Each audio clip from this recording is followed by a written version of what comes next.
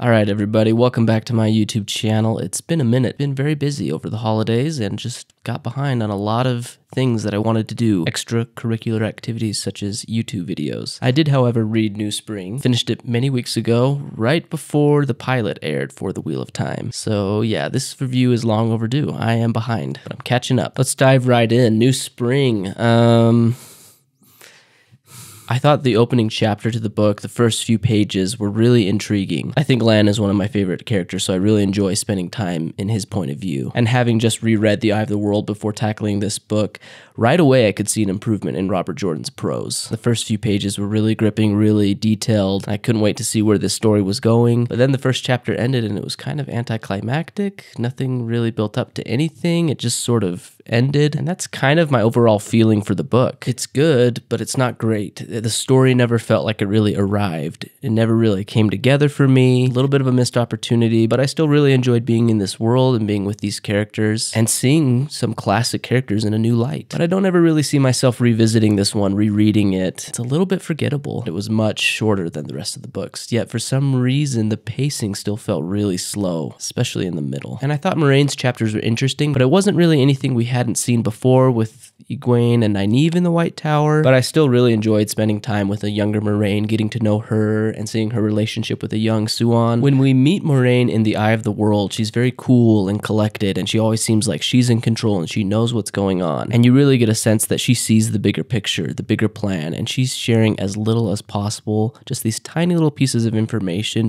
to kind of string people along. So it's really fun to see this younger, more vulnerable side of her. She doesn't yet have this awesome aura about her that she will in the future. She's kind of naive, kind of hot-headed, not unlike Nynaeve and Egwene when they first come to the tower. But yeah, really, Lan fans are going to be disappointed in here. I went into this story expecting a lot more Lan, and there's just not much. He doesn't get very much page time at all, which is really disappointed because he's the opening chapter and he's teased and then he disappears until basically the end. Moiraine's cool too, but I would have appreciated more Lan, and we've seen most of this stuff in the tower before. The problem I had with The Eye of the World and character names is just like tenfold worse in this book. And maybe it's because I'm reading it out of publication order. This is my second attempt trying to complete The Wheel of Time, and I'm reading this one after book 1, having read books 1 through 5 previously. But there are just so many character names and people that just come in and out of a scene that you never really see again, and their names are all so similar, and it kind of drives me a little bit nuts. Maybe a lot of these characters will play a big role in future books. I don't know. I'd kind of be surprised if all of them did, and could we not consolidate some of these characters down? But I wrote down some of these names just because I was just kind of awestruck at how many women in the tower there were and how many of them had such similar names. But there was Tamra and Tamore, okay, Moiraine, Malin, and Marion, Suan, Shiriam, Syrian. I'm probably not saying most of these right, but we got Eldra, Amira, Ida, Elid, Elida, Eodith, Lucid, Rima, Gitara, Valera, Duhara, Kareen, Kyron?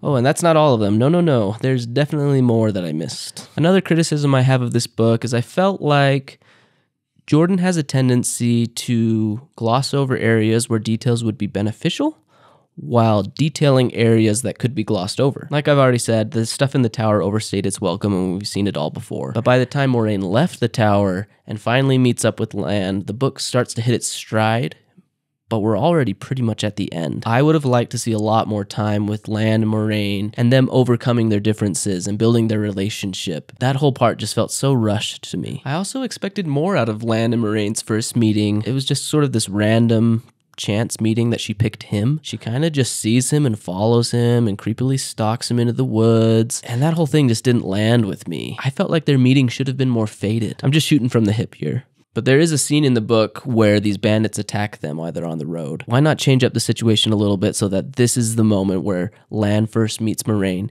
He sees her in danger from these bandits and he tries to act out of honor to save her. But then he quickly realizes that he's in over his head, even though he's Lan and he's freaking awesome. And that Moiraine has this situation under control. He realizes that she's an Aes Sedai, and then he no longer wants to have anything to do with her. I don't know, the whole thing with Moiraine stalking him and him throwing her in a puddle was kind of funny, but it was kind of like, really? That's how they met? Overall, I think that New Spring suffers from a lot of common problems that prequels run into. Almost all of the tension is sucked right out of the story because you know the outcome going in. As a reader, you're really just here to spend more time in this world with these characters. The Eye of the World is a much, much better introduction to this series, and I would definitely not recommend that anyone start with this one. Maybe after you read all the books in the series and you just need a little bit more, you just need your Wheel of Time fix, you might come back to this, but even then you might still be a little bit disappointed. I don't know, read the first 5 books and then read this one whenever you want. I don't think this is a bad book by any stretch of the imagination, but I would be very surprised if someone told me this was their favorite Wheel of Time book,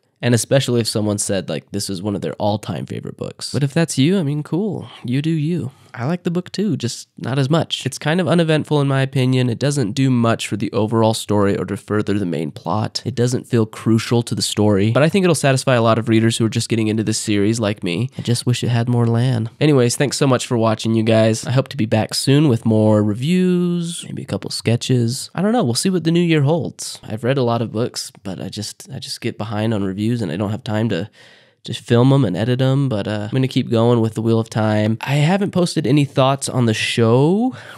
I'm still debating whether or not I will. I just have very mixed feelings on it. I feel like that's kind of in a nutshell what it is to be a Wheel of Time fan. You just have mixed feelings about everything. Let me know in the comments below what you think of New Spring, and are you liking the show? I read this because I honestly thought they were going to incorporate some elements from New Spring into the show, but I haven't seen any elements of New Spring in the show. Let me know if I'm wrong and you noticed, you're like, oh, there's an Easter egg. Thanks so much for watching, you guys. Hope to see you back here soon.